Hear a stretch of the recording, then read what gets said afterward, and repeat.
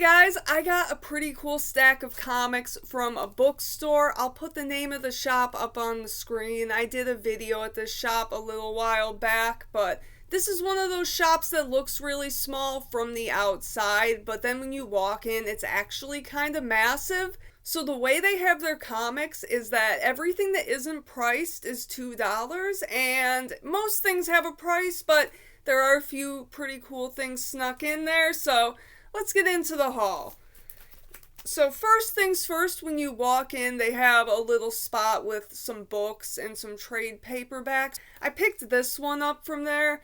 This is Batman 89, and I picked this up because it was in really nice shape, and it was only $3, so thought that was a pretty cool find. They had another copy for the same price, and this was the nicer of the two.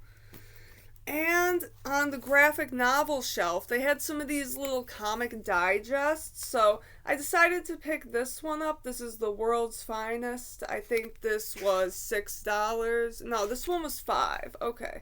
Most of them were $6, but this one was $5, and these are all in really nice shape too. I was really excited to find this because World's Finest is one of the series I actively like to collect, and I don't have any of these digest books. There's World's Finest, and then I have Green Lantern, and I grabbed this one because this one's got some Neil Adams art, and I am a big sucker for Neil Adams, so that was really neat. This one's actually in really good shape as well. I think all of the books I got were actually in really good shape, but for how old these are, that is definitely really cool. And I think this one was $6, so not bad at all for a couple of these digest books. And then we're going to get into the single issues, and I think most of these are actually modern books, so they're all in really good shape, but there are some that are a little bit older that you'll see, and some of these books I'm going to keep for myself, and some are coming to the antique mall with me. I found this one that was really cool. This is Batman 107, and this is actually a 1 in 25 variant, and it's just a really sick sketch scarecrow cover. I really like that, so pretty great find for only $4.95.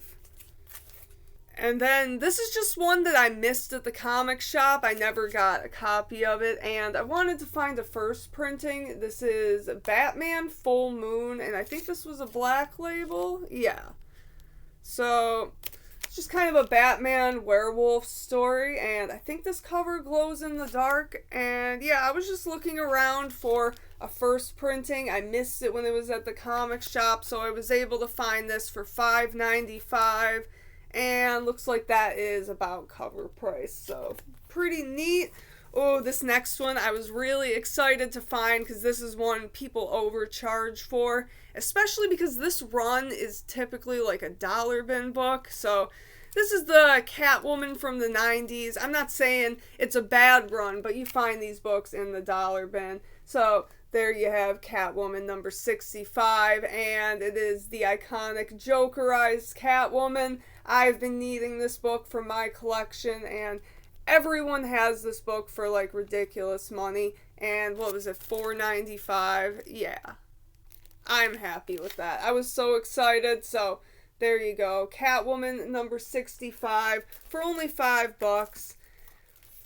And then this is one of the $2 books that I grabbed. This is another Catwoman, number 83, and I know this is one of the earlier Harley Quinn appearances, and people tend to really like collecting those, so I think this one's probably going to come to the antique mall with me. This one I think is definitely going to be for me because, guys, like, just look at the condition on this.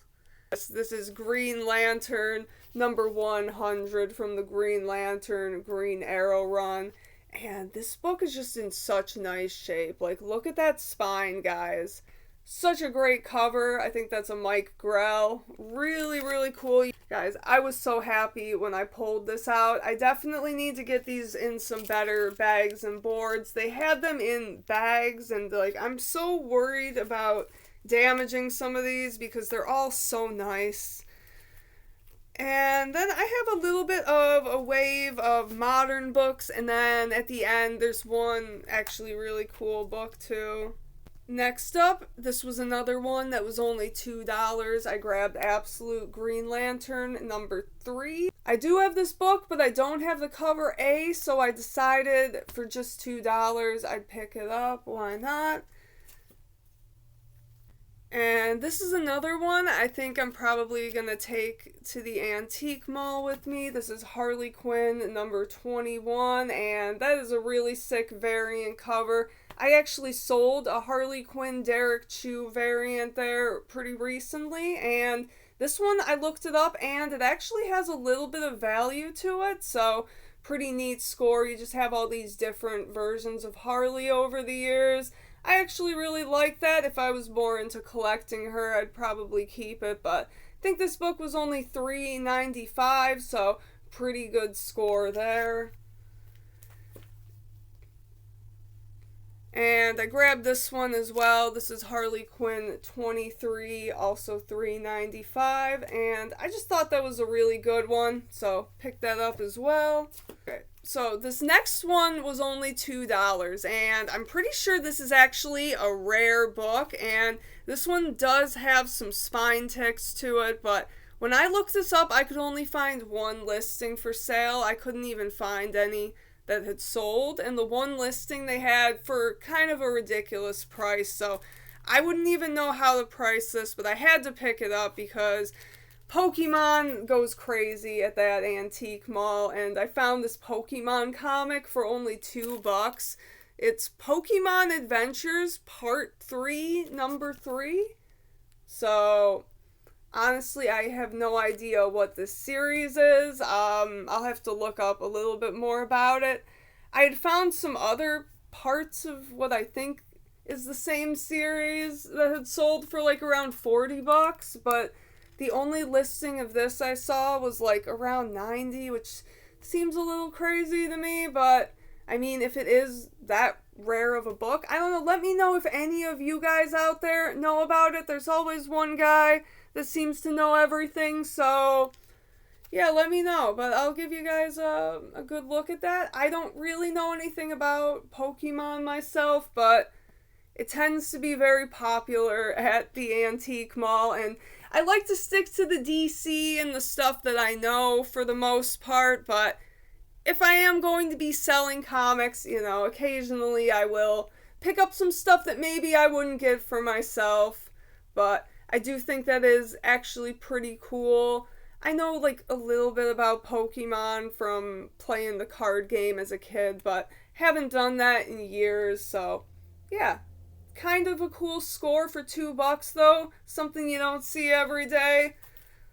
I very rarely ever see Pokemon comics, and when I do, they're always like super duper expensive. And I got another good deal on an Absolute book, and these Absolute books I'm showing you are the first prints, because they've printed all these books at least like 20 times now. But this is one that I missed when it was coming out. This is Absolute Wonder Woman number 15, and this is the first crossover between Absolute Wonder Woman and Absolute Batman. And I don't know about now, but for a while this was actually a pretty valuable book, and I think they had this for about cover price. Oh, it's actually like $1 less, so this was only $3.95. Pretty sweet. I have the second part of this, which was in Absolute Batman, so I was able to get that, but was not able to get this one. So I'm glad I waited instead of paying those eBay prices. Really cool book. And this one's actually the last book in the stack, but I think it was actually really, really cool.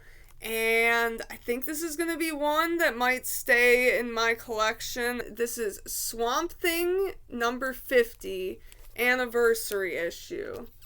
And if you don't know what this is kind of considered the unofficial first Justice League Dark. So this can actually be a little bit of a valuable book, and this one's in great shape. On these older books that I picked up, the spines are just in fantastic shape. Like, they had some like bronze Copper Age Batman stuff that I didn't pick up, but I'm kind of thinking about going back and maybe getting some of it because the shape is just so nice, and I could keep these and sell the copies that I already have because I want to have more vintage stuff to put out at the antique mall because that seems to be the stuff that does well, and that's the stuff that I don't really want to sell. I don't really want to have to dip into my silver and bronze age collections too much, but if I can upgrade some of my books and put out some of my older copies, that would be definitely a win. So yeah, I was pretty excited to find this, and this was only $7.95, and I know this is definitely a more valuable book than that, especially in the condition that this one is in, and it's mine. You can't have it. Sorry. But at the time of recording this, it is New Comic Day, so if you do partake, get out there, hit up your comic dealer, and have a good one, my guys. Peace out.